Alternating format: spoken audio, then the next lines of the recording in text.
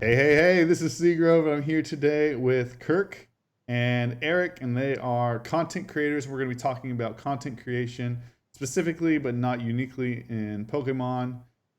So, if you guys would go ahead and introduce yourselves, give a brief synopsis of what you do.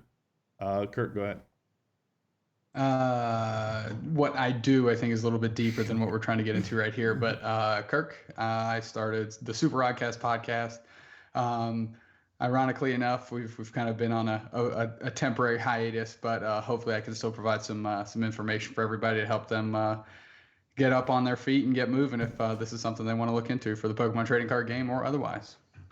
Eric.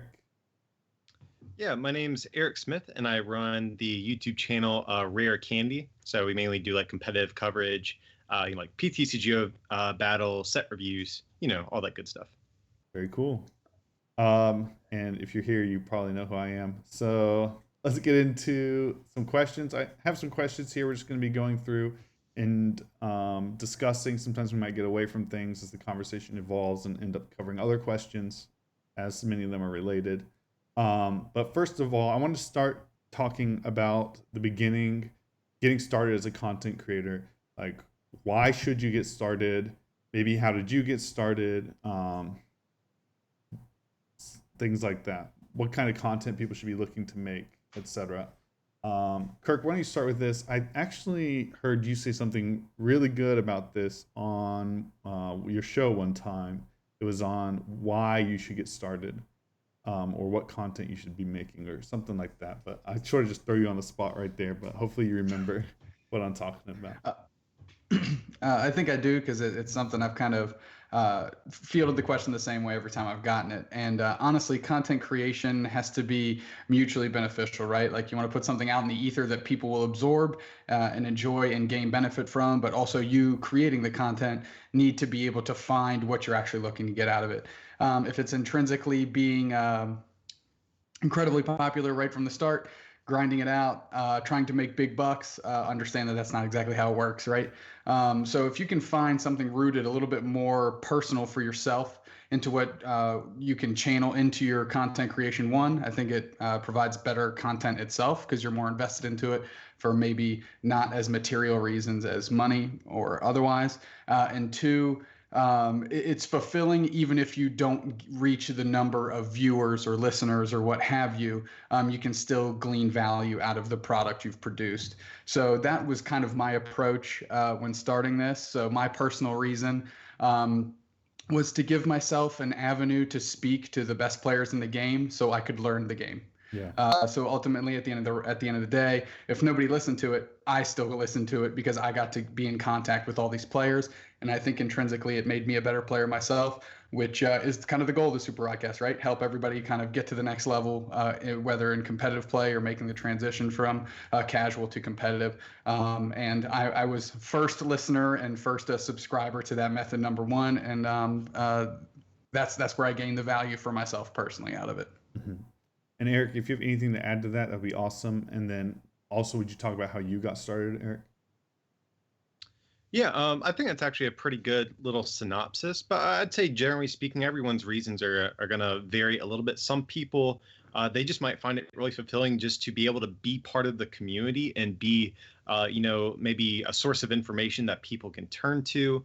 I do think there are some like financial motivations that could drive you, though. If I'd argue if that's your reasons, you've never seen the money people make from YouTube. So I would, or SoundCloud or whatever type of content you're putting out. So, Yeah. but I think just in general, there's like a multitude of reasons to get into it. It's kind of like a big amalgam of different reasons for me. Personally, I like being a part of the community. I like helping grow the game. At the same time, I do like the meager financial benefits that do come from running like a YouTube channel, and like Rare Candy specifically, we have like an online store and some other things like that to help support the channel. But it's for me personally, like I said, it's a big combination of a bunch of different things. But I think everyone's reasons for becoming a content creator are going to be kind of unique to them. Yeah. I actually love that you have a store, because I think that's a really cool way of supporting what you're doing. I really respect that. Thank So, you. So to sort of add to this, I think the way I got started, there's sort of a number of things that got me started, but one of the things that got me started was I was listening to both of these guys' content, and I think I had just found out about Super Rodcast, and I had been sort of listening to it as I was mowing, and I finished the last episode, and I'm like, I want to hear more, and so I decided, like, I want to hear good players talk about the game, and even if no one listens to me, I'll listen to it and I care about it. So I started having good players come on and talk about the game, and it just went from there. I think it's all about adding value. Like, if you're not adding value to what's already there, people aren't going to watch it. I know that doesn't necessarily matter. If you love what you're doing, then it doesn't matter if other people are watching it. But if you want other people to watch, you can't just be copying exactly what everyone else is doing. You need to be doing your own thing. Maybe you can do the same thing in a different way, and that's fine. But if you're trying to be rare candy, you're never going to catch rare candy, if that makes sense. Like Eric's killing it, right? Yeah, so you're killing it. And like if people are coming on trying to be you, they're never going to, you were there first and you own that turf. So like they need to be doing something either completely different or taking a different approach to some of the same things, I think, if you're looking to be a creator.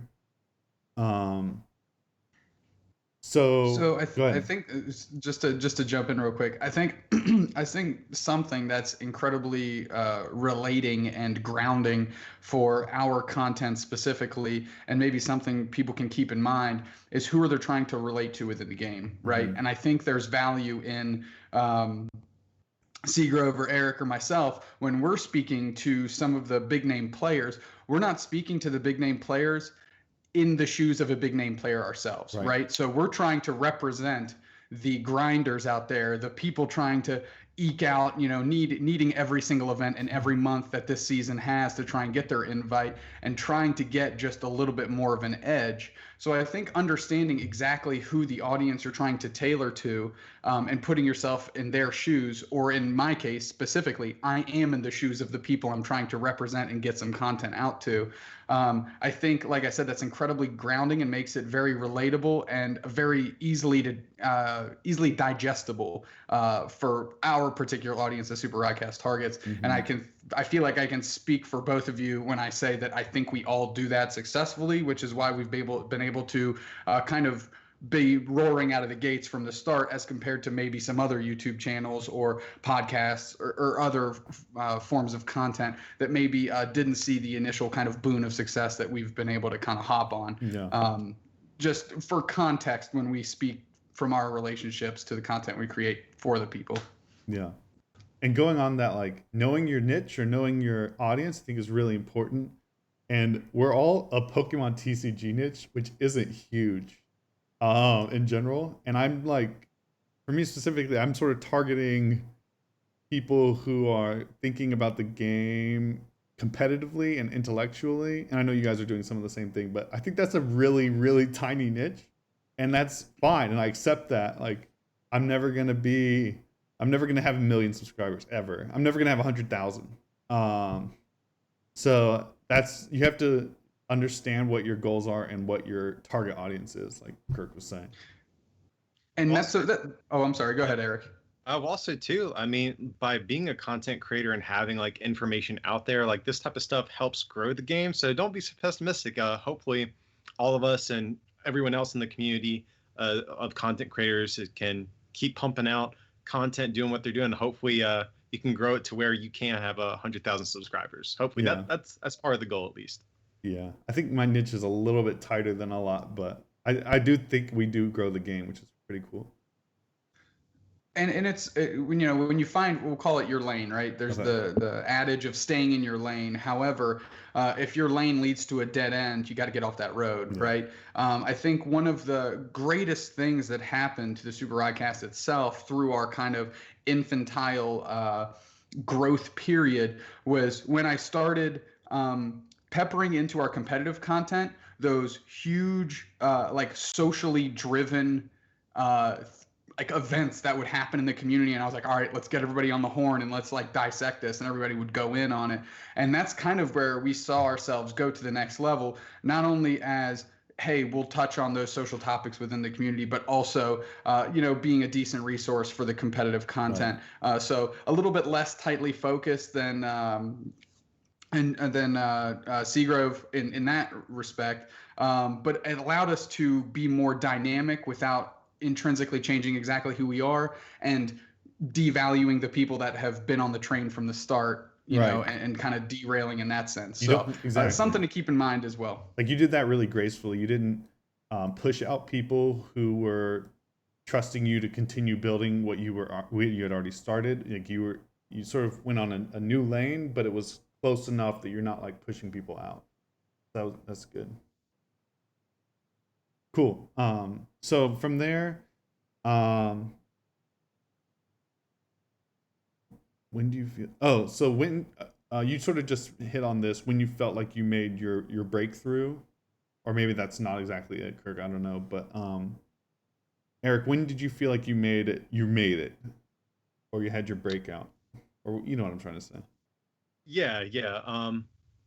Well, one thing I noticed even before I created Rare Candy was that I noticed there was a lot of interest around decks from like upcoming formats, like looking ahead to maybe a set ahead and like what the Japanese are playing with and stuff like that. So I really noticed there is a large like demand for like early looks at decks, like a couple weeks before a set launches and stuff like that. And so that's kind of what actually I think one of the very first Rare Candy videos was like an early match between Greninja Break and the Garchomp from Breakpoint. And I noticed those types of videos really caught on a lot. And I remember when Sun and Moon came out, I think that was when I had the biggest boost in the channel. Like we posted like a really early Decidueye type of deck against, I forget what it was at this point. But I think that was probably the video, or around that era was when I really got the biggest boost on my channel. Like I said, just because I noticed there was such a demand for these like early looks at decks before a set was legal. So, Yeah. Kirk, did you have anything you wanted to add to yours? Yeah, so us not necessarily audibling completely to just socially driven topics, but I think I think I kind of struck while the iron was hot without really knowing the iron was hot and that it was time to strike. And that's because, Super Rodcast was fortunately enough one of the first podcasts in the door. PTCG Radio, obviously, long-standing establishment on the podcast side of things, but there wasn't much other content using podcasts as a vehicle to deliver it.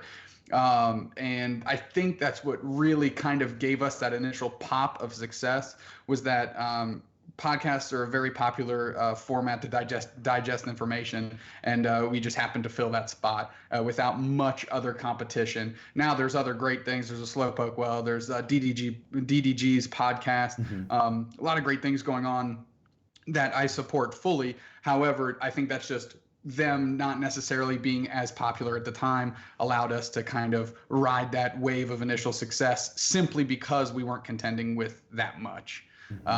And then, of course, the switch to the social, not the complete switch, but peppering in the social topics, I think is really what kind of shoved the rocket up our ass and fired us into space, I guess.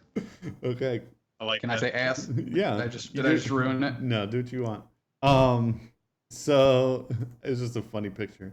So for me, I wouldn't say it was like a specific, like my meta forecasts are my biggest videos, but I felt like my breakthrough didn't come when I like hit a multi-thousand views on a video, but it came when, because like when I first started, I was asking people, hey, you want to be on this? Over half of them were saying no.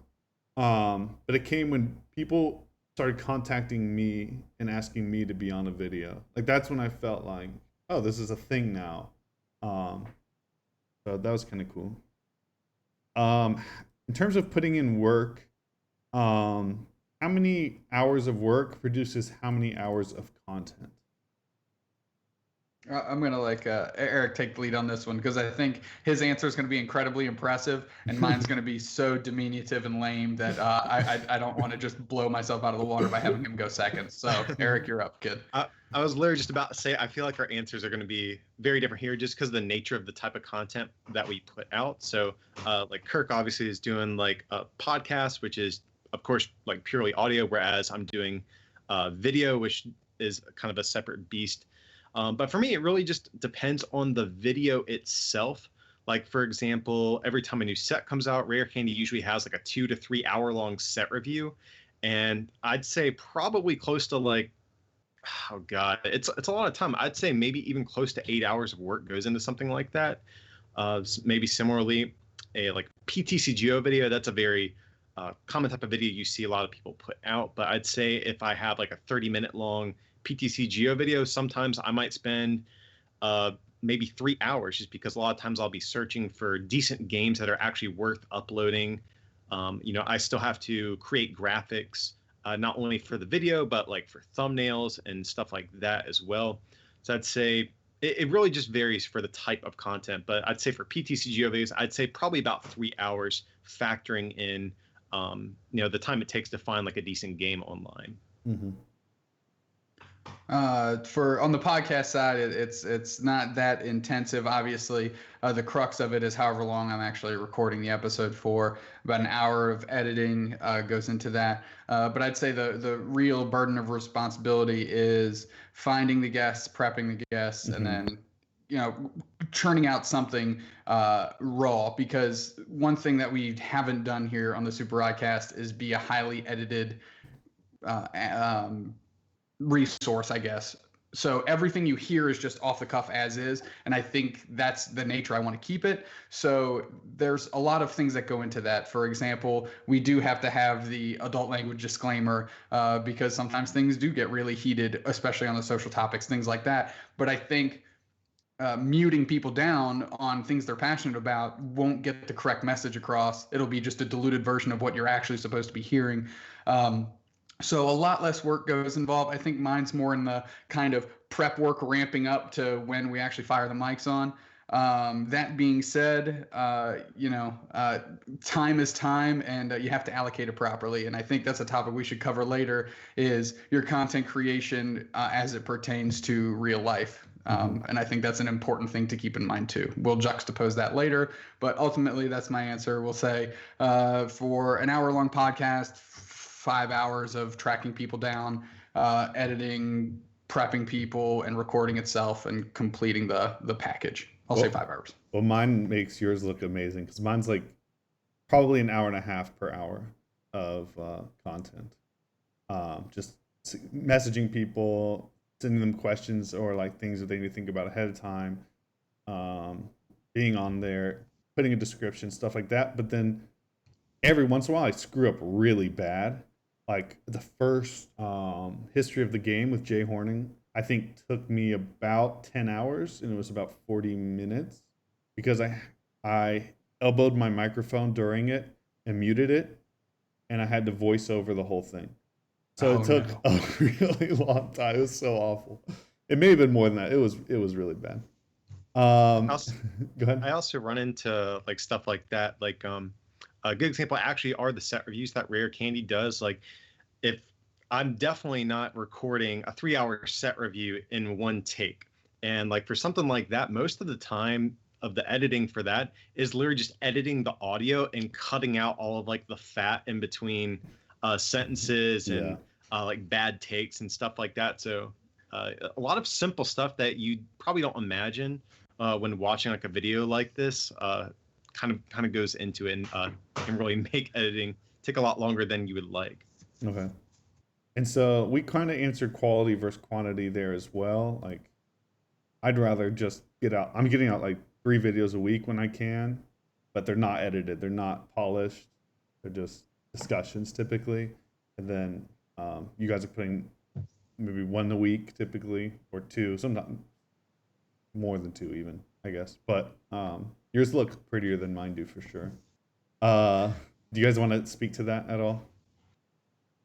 Yeah, sure. I know, like for Rare Candy, on average, I try to get out about 3 videos per week, and that's for like a number of reasons. Like Kirk said, we can maybe even talk about like how content creation relates to real life as far as balancing time and stuff like that. But for me, I try to do about 3 videos per week.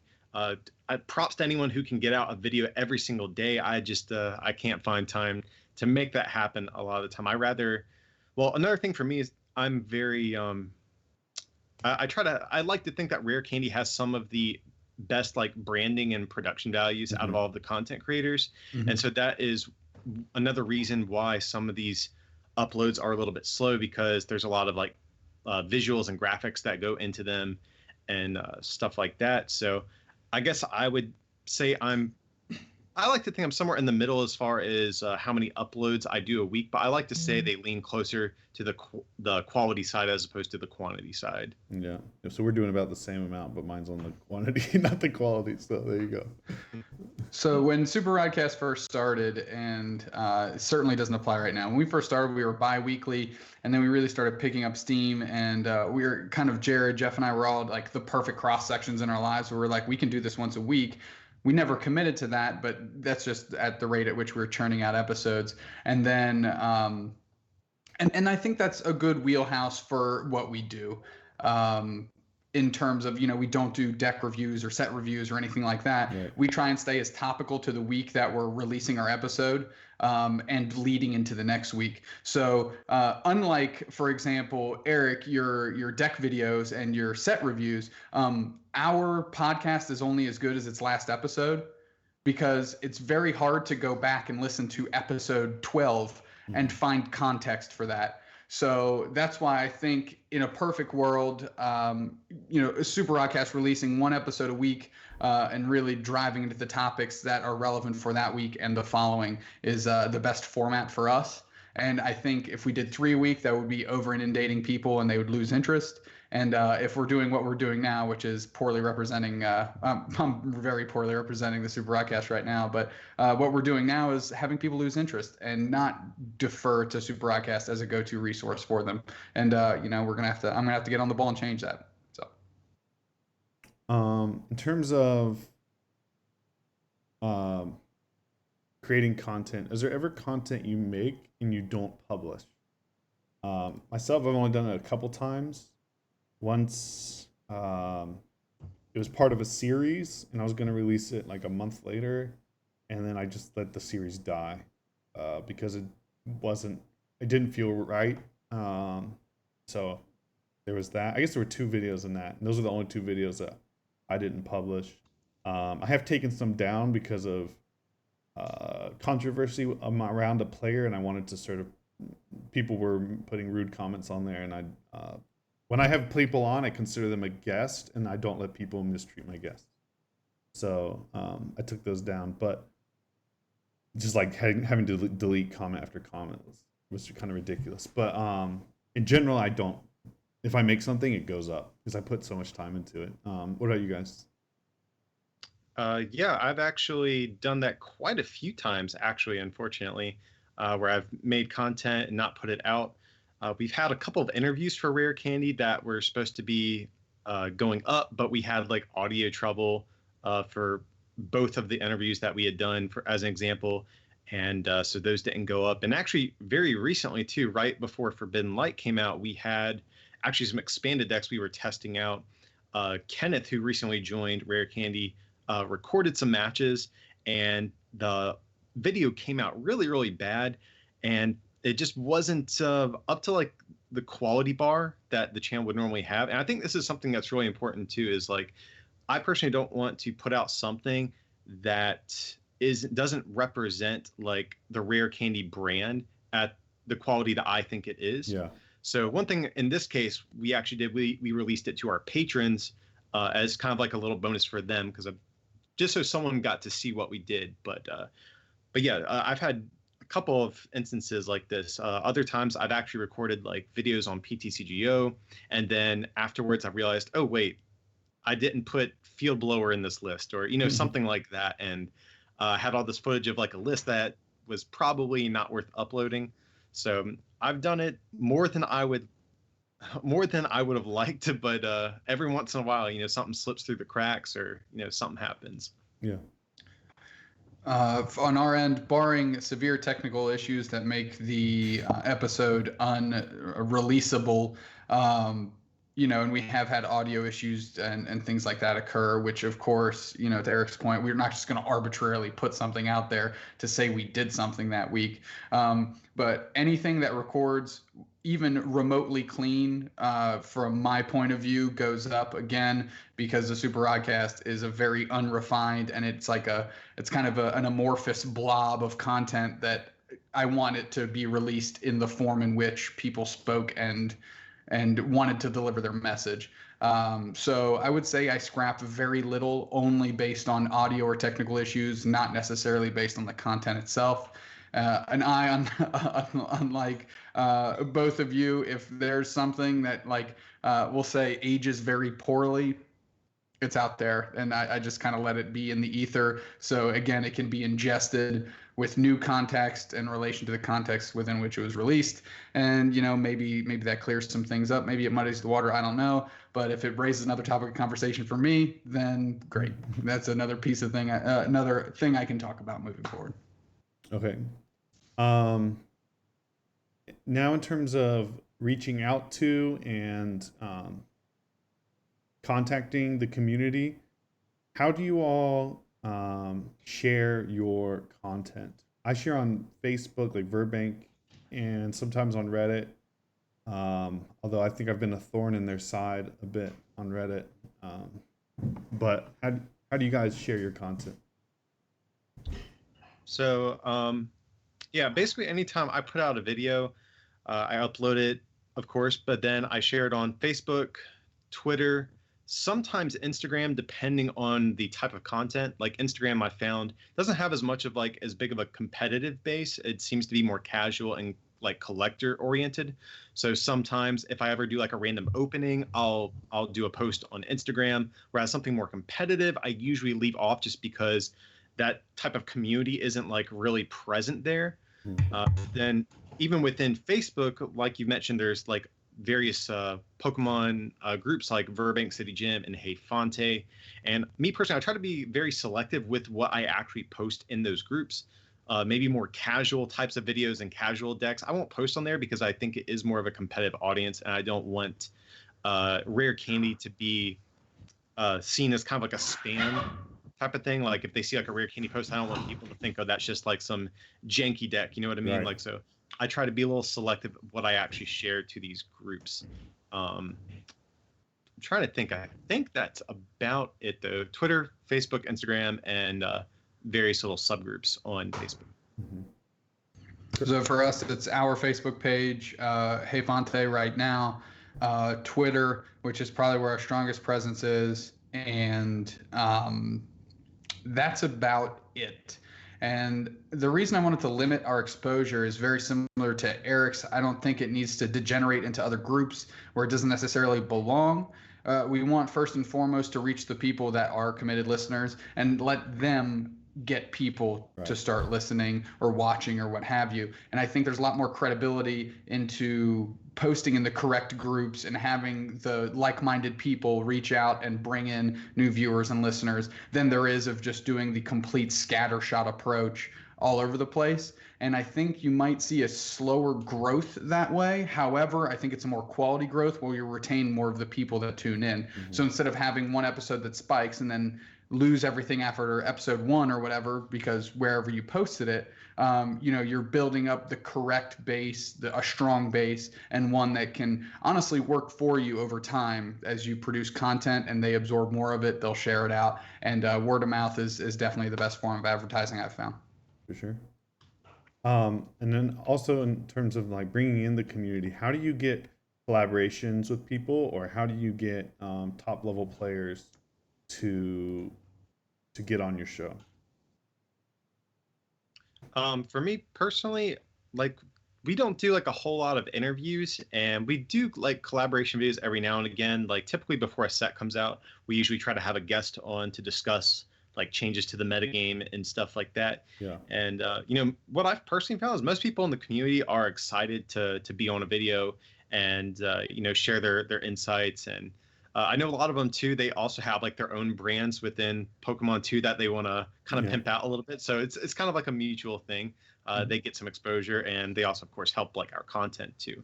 So what I found is it's really not much of a chore. Most people are happy to help, in my experience. Mm-hmm.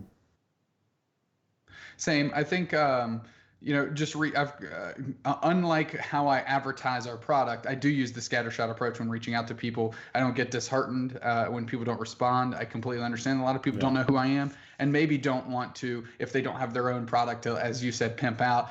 Maybe there's a lot less at stake for them to not do it or to do it. So I reach out. I reach out to everybody, whether that's a Facebook message or a Twitter message. And to Eric's point, a lot of the time, positive response. You can get on there. It's the hardest part is figuring out a time when to do it, right?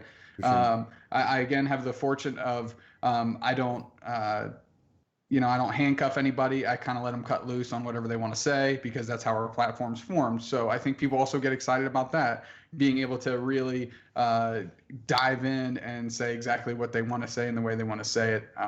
So for me, I haven't felt it's been an obstacle. If you're excited and what you're doing has genuine value, or you're just excited for it in general, I think it's very easy to get people to buy into what you're doing and get excited with you. Yeah. I think I got in, like you were saying earlier, Kirk, that you were striking when the iron was hot. I don't even know the phrase, but whatever. And I feel like I got in right before a rush of YouTubers started. And I had some trouble at the beginning, not trouble, but like slightly over 50% of the people I asked said no. And now I still get no's sometimes, but usually it's I'm too busy or I never get a response. But people are much more eager to be, or willing, I should say, to be on the channel now. And I wonder if newer creators would have a harder time getting people on than what we did when we started. I'm not sure, because there are a lot of people, but there are just so many opportunities. And then there are a few people in my head who I can never imagine saying no to something like that, because they love being on camera and they're good at it. You guys probably have some people in your mind as well in that, but so I'm not, for me it wasn't bad, but I wonder if it's harder now because there are more and more people making videos. I think if you're the cut of your jib, that's how I'll phrase that up. If the cut of your jib is different enough from other things going on, it's not difficult at all. It's when your perceived content is very repeatable or very boring or flatline to something that's already going on. Yeah. I think that's when people are less likely to toss their name in the ring to do something, simply because them doing this doesn't differentiate it from anything else that's going on. People want to hook their wagon to the truck that's moving forward and the fastest. So if you can say, if you can provide a different avenue. For example, what I think would be a great podcast is a solely dedicated Pokemon financial podcast. I think those exist in the Magic community. I don't know if they exist in the Yu-Gi-Oh community, but like a quick hit 20-minute episode every week, I think is something that's not really being done, or if it is, I haven't heard of it, which means maybe it's not doing so great. And I try and keep my ear to the ground on all those things. So I think if you did a financial driven podcast and then you started out by reaching out to Russ Lepar and saying, hey, I'm starting a Pokemon TCG financial podcast. You've been pretty good at predicting popular cards coming out.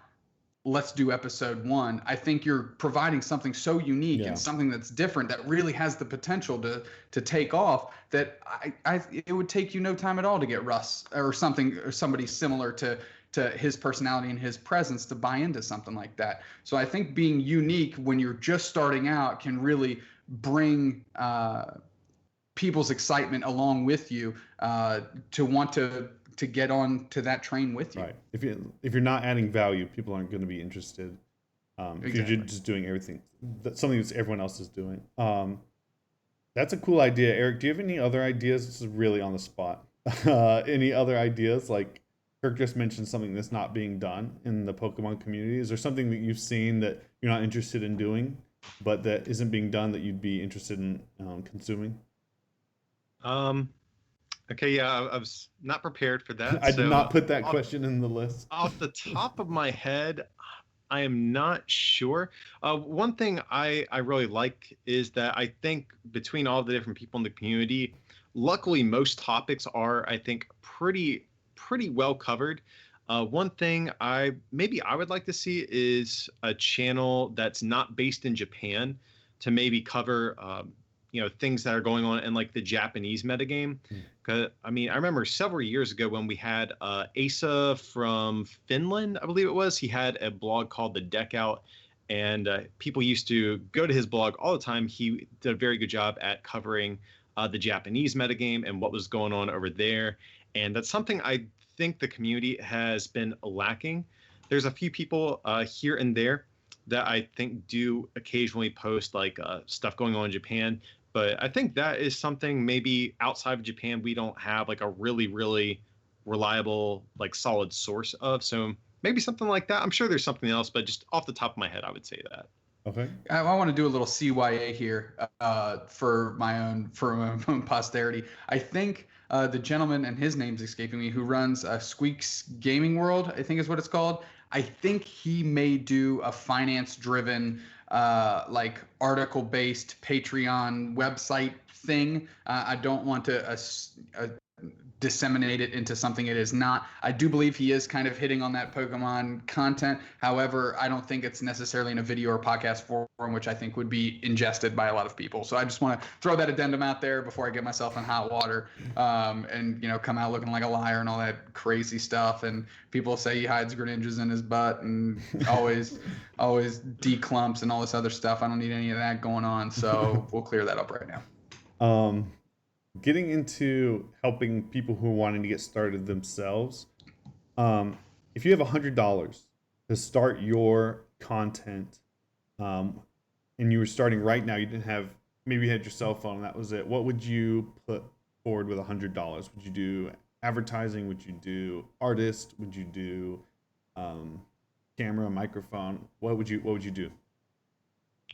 I think that really depends on the nature of your content. Sure. Like, of course, like Kirk, who does a podcast, obviously, like a nice sounding microphone, you'd get more value out of that as opposed to like a good video card or something for your computer.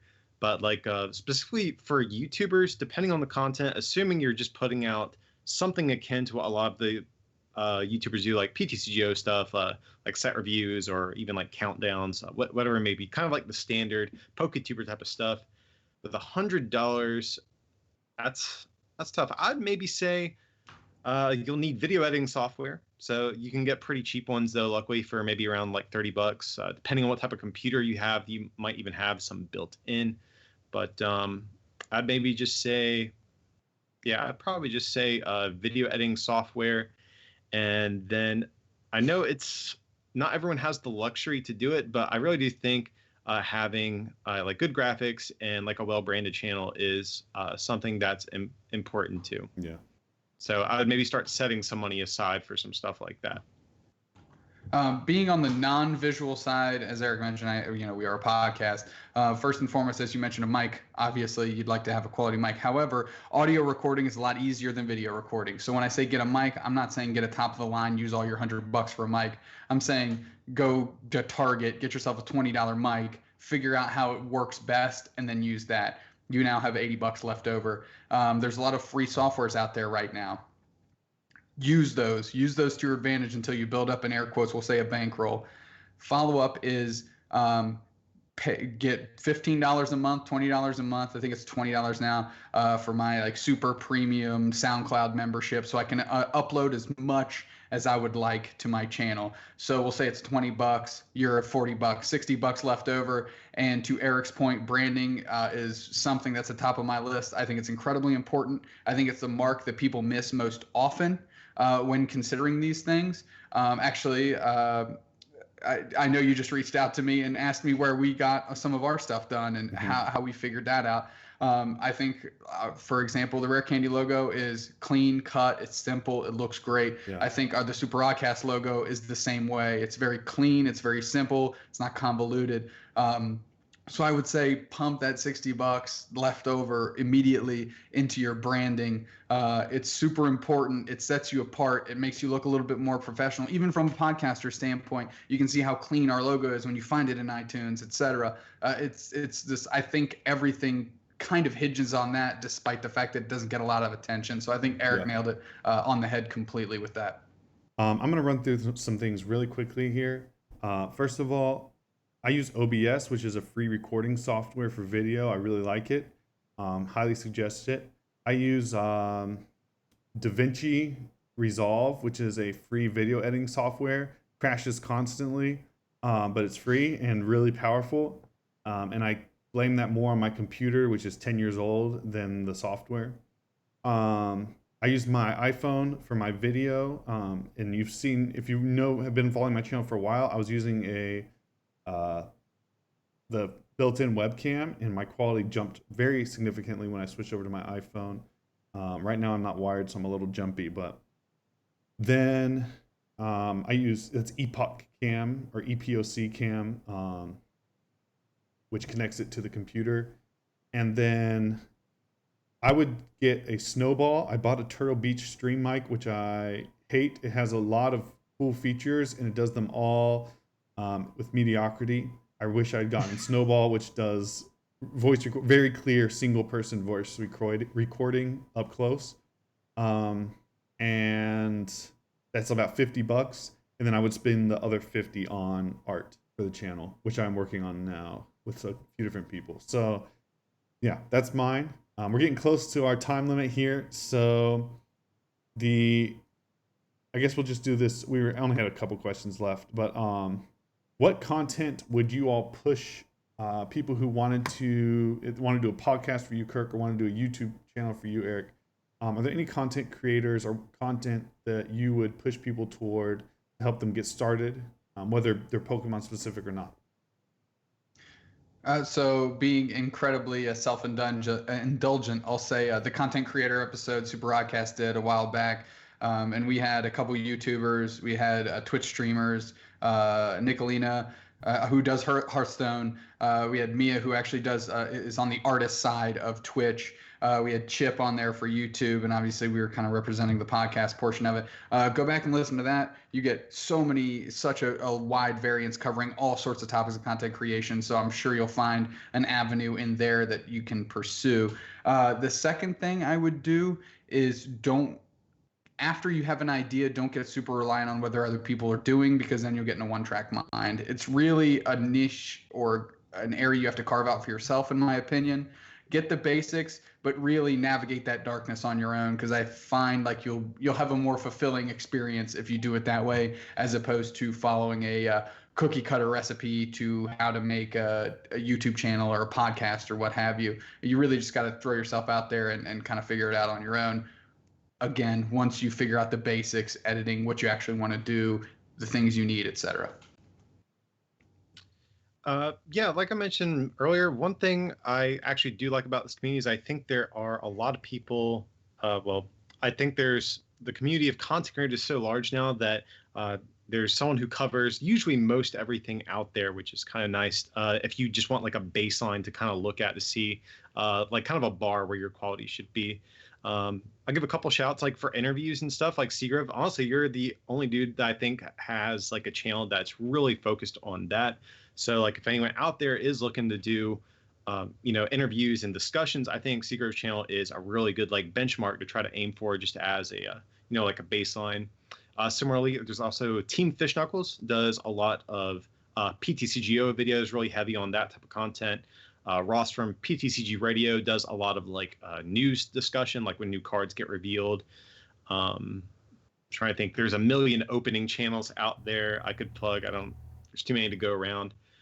I think myself at Rare Candy and Omnipoke, I think we are some of the more like, what am I trying to say? Like, I think we have a healthy variety of content.